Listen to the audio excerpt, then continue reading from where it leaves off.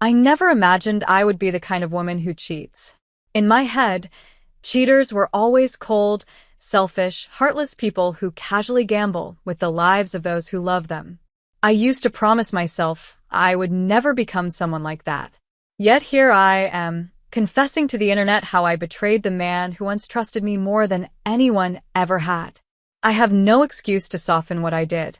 I cheated, and the blame lies solely on me.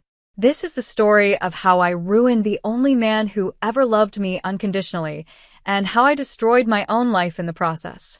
My name is Kathy, and for most of my life, I believed love was simple. I met Mark when I was still young enough to think life unfolded neatly, like the stories in books.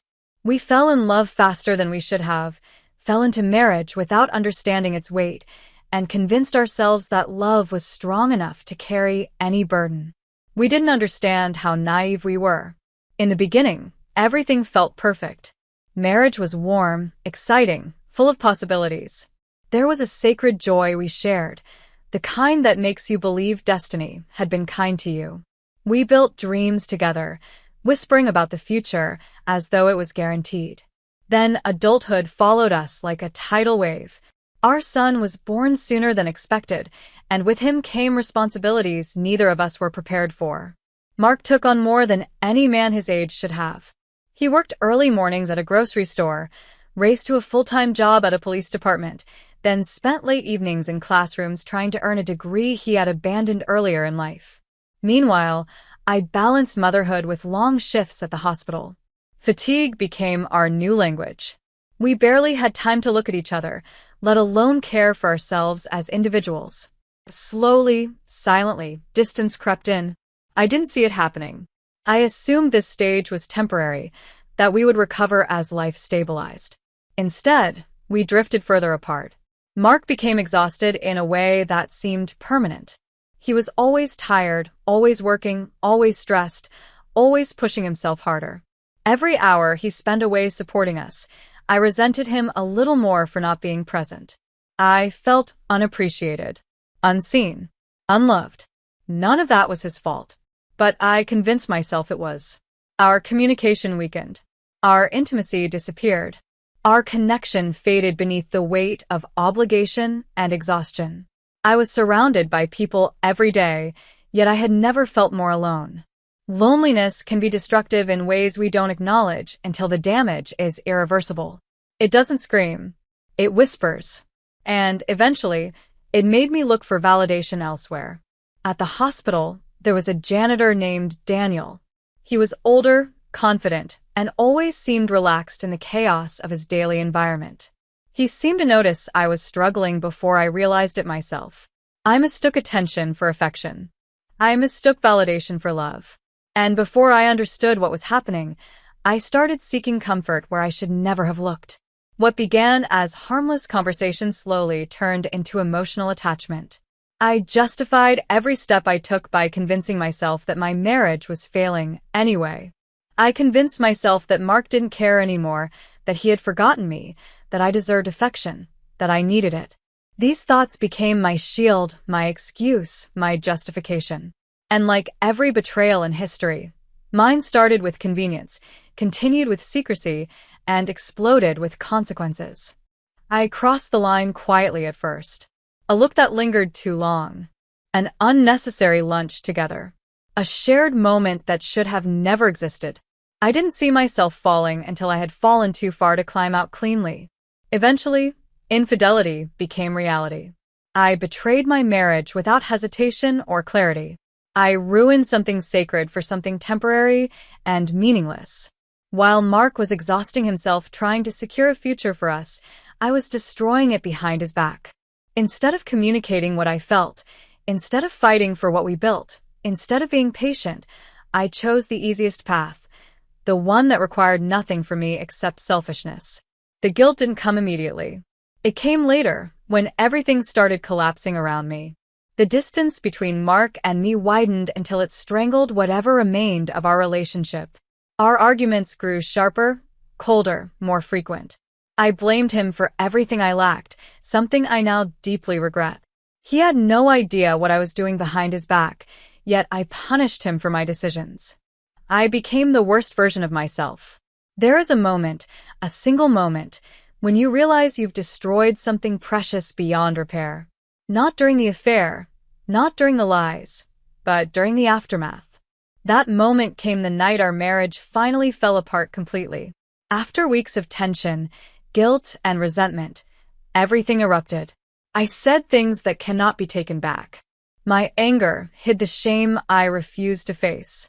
And with that, the life we built together ended violently, emotionally, and thoroughly. Mark walked out of the home we shared, and something inside me cracked so violently that I felt like I had lost a part of myself forever. That was the night I realized there was no turning back. Not for him. Not for me. Not for us. I had crossed the point of no return, and the consequences were only beginning. The night Mark left our home wasn't the end of my marriage. It was merely the beginning of the destruction that would follow. I had spent the first half of my marriage taking his stability for granted. I spent the second half dismantling it piece by piece. But the collapse that came afterward was far larger than anything I had imagined. It was one thing to betray him in secret. It was another to watch the world discover what I'd done. Guilt is a quiet poison when only you feel it. But when others see it, shame becomes unbearable. The morning after everything exploded, I remember sitting at my parents' table unable to eat. My mother questioned me relentlessly, demanding explanations I couldn't give without exposing the very truth I was too ashamed to admit. My father tried to remain patient, but disappointment seeped through every breath he took. I barely slept that night, and I stumbled into work the next day mentally hollow and physically shaking. I didn't know then that humiliation was waiting for me in ways I never imagined. At the hospital, whispers followed me before I even knew why. Something in the air was different. Eyes lingered too long. Conversations stopped when I approached. I assumed it was my exhausted appearance, or perhaps the weight of my emotional collapse showing through my trembling hands. But then, around midday, reality struck in a way no one prepares you for. My betrayal became public knowledge in the worst possible environment. What I did in secret became the circus spectacle of everyone around me. The moment a legal document was handed to me at work, reality shifted. Not only was I being divorced, but the reason behind it, my infidelity, was no longer private. My coworkers learned the truth, and suddenly the walls felt like they were closing in. I had taken a private wound and turned it into a public execution. There is no humiliation like being exposed publicly for the worst thing you've ever done. Fear collapses the lungs. Shame paralyzes the body. Humiliation crushes the soul. In an instant, I wasn't simply a woman who had made a mistake. I became the object of ridicule, disgust, pity, depending on who was watching. In the days that followed, everything unraveled rapidly. My employer terminated me without hesitation when they learned the details surrounding the affair. The hospital deemed it inappropriate, unprofessional, and unacceptable in their environment. I had become a liability. Once more, my actions hurt more than myself. They infected every aspect of my life. I wanted desperately to undo everything, but regret doesn't work like that. Regret only lets you replay every mistake with increasing clarity. As I lost my job, my marriage, my security, and the respect of those around me, an emotional breakdown began tightening its grip around me. There were days I couldn't move from the bed. Days where I cried until my chest hurt. Days where I wished time could reverse itself simply, so I could choose differently. The affair I had justified so confidently suddenly felt pathetic and meaningless against the destruction it caused. Every consequence came sharp and unforgiving. My in-laws learned the truth, and disappointment radiated from them like heat. They struggled to accept what I had done to their son. Their grief was a mirror reflecting everything I hated in myself. The truth made my parents feel like strangers. My mother alternated between anger and denial. My father struggled with shame that his daughter became the author of such a devastating betrayal. Being surrounded by disapproval felt suffocating, but I knew I deserved it. I destroyed something sacred and irreplaceable. Mark took immediate control of everything that mattered, because someone had to. He went to work, took care of our child, handled legal meetings, financial decisions, future arrangements, everything I should have been stable enough to participate in. I was collapsing while he continued functioning under unimaginable pain. This is something I still admire about him to this day. He wasn't perfect, no one is, but he never used my destruction as an excuse to abandon responsibility. The guilt ate away at me until functioning became impossible. The loneliness I once believed I suffered at home became microscopic in comparison to the loneliness that followed the affair. My isolation became total. My identity decayed. I lost my sense of worth. My mental health deteriorated to a level I had never known. But the consequences expanded even further. Mark and I could no longer avoid legal confrontation. Custody proceedings became inevitable. Sitting in a courtroom across from the man whose life I had damaged so deeply was a form of torture I don't think I will ever forget. Watching him fight for stability while I sat there as the unstable party was something I will carry forever.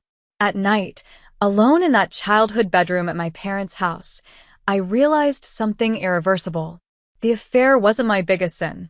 The biggest sin was choosing to abandon the man who was drowning himself daily for our future, while I sunk us both effortlessly. I wished I could apologize in a way that felt meaningful. I wished I could undo the harm. I wished I could return to the woman he once trusted fully. But apologies don't stitch wounds. Words don't erase damage. Regret doesn't resurrect trust. Every mistake I made accumulated its consequences in ways I never anticipated.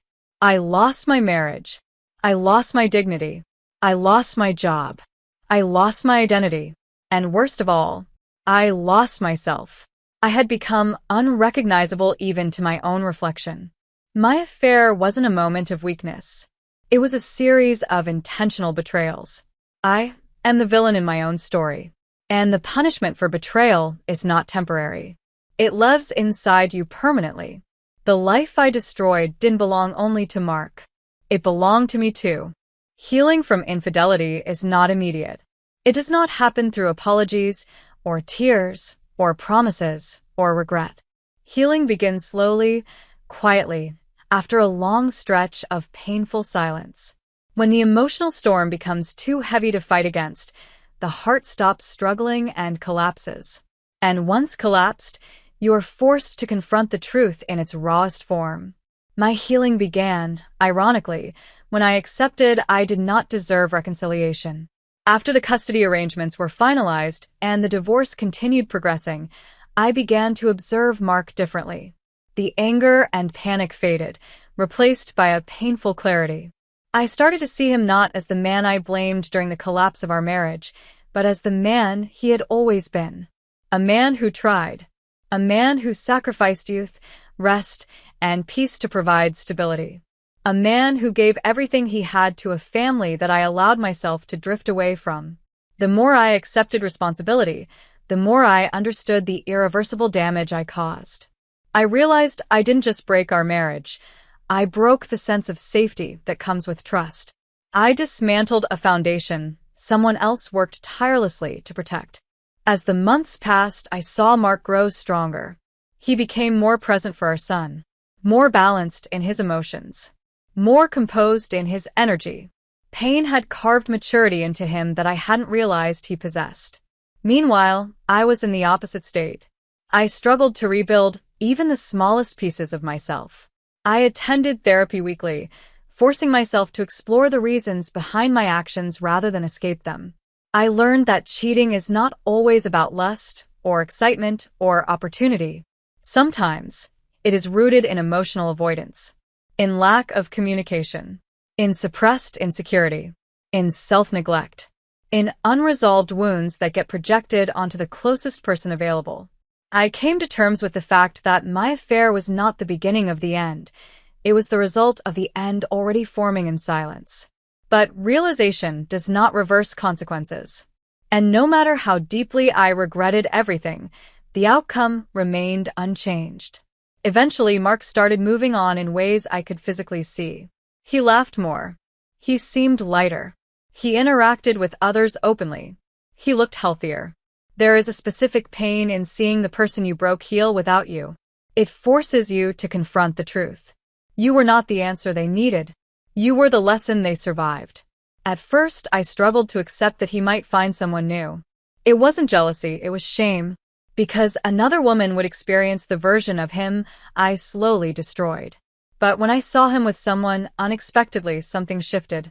Her presence was kind, calm, and steady. She greeted him with warmth rather than pressure.